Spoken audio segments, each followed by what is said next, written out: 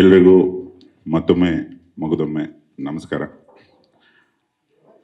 ಈ ಹಿಂದೆ ವೆಂಕಣ್ಣ ಹೇಳಿದ್ರು ಒಂದು 2-3 ಸತಿ ಸಿಗಬೇಕಿತ್ತು, ಅದು ಆಗದೆ ಒಂದು ನಮ್ಮ ರಾಜ್ಯದಲ್ಲಿ ಅಲ್ಲದೆ ಹೊರ ರಾಜ್ಯದಲ್ಲೂ ಪ್ಲ್ಯಾನ್ ಮಾಡಿದ್ವಿ. ಆವಾಗ ತಮ್ಮನ್ನೆಲ್ಲ ಅಲ್ಲಿ ಕರೆಸ್ಬೇಕು ಅಂತ ನಾನು, ಕೃಷ್ಣಪ್ಪಣ್ಣ, ಗಂಗಣ್ಣ ಎಲ್ಲ ತುಂಬ ಪ್ರಯತ್ನ ಪಟ್ವಿ, ಆಗಲಿಲ್ಲ.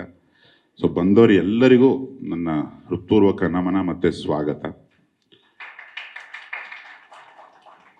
ಮೊದಲಿಗೆ ಮನದ ಕಡಲು, ನನಗೆ ಟೈಟ್ಲು ಮತ್ತು ಅಕ್ಷರ ಇವೆಲ್ಲ ಕೃಷ್ಣಪ್ಪಣ್ಣನ ಕೃಪೆ. ನಾವು ಮುಂಗಾರು ಮಳೆ ಮಾಡೋ ಟೈಮಲ್ಲಿ ನಾನು ಬರೀ ಮಳೆ, ಹನಿ ಹನಿ ಪ್ರೇಮ್ ಕಹಾನಿ ಈ ಥರ ಏನೇನೋ ಅಂದ್ಕೊಂಡಿದ್ದೆ.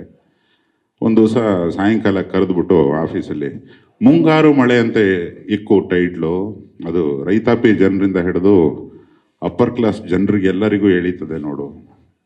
ನನಗೊಂದು ಕ್ಷಣ ರೋಮಾಂಚನ ಆಗೋಯ್ತು.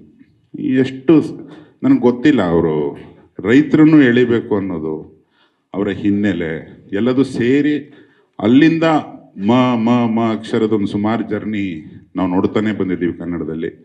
ಅದರ ಹರಿಕಾರರು ನಮ್ಮ ಕೃಷ್ಣಪ್ಪಣ್ಣ.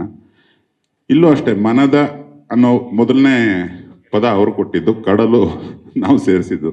ನಾವೇನೇನೋ ಕಡಲು ಅಂತಿದ್ವಿ, ಮನದ ಕಡಲು ಅಂತಿಕ್ಕ ಕಡಲು ಕಣ್ಣಿಗೆ ಬರ್ತದೆ ಅಂತಂದರು.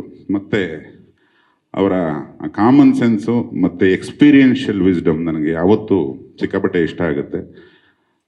ಒಬ್ಬ ಪ್ರೇಕ್ಷಕನಾಗಿ, ಒಬ್ಬ ನಿರ್ದೇಶಕನಾಗಿ ನಾನು ಕೃಷ್ಣಪ್ಪಣ್ಣನಿಗೆ ಸ್ವಾಗತ ಕೋರ್ತೇನೆ.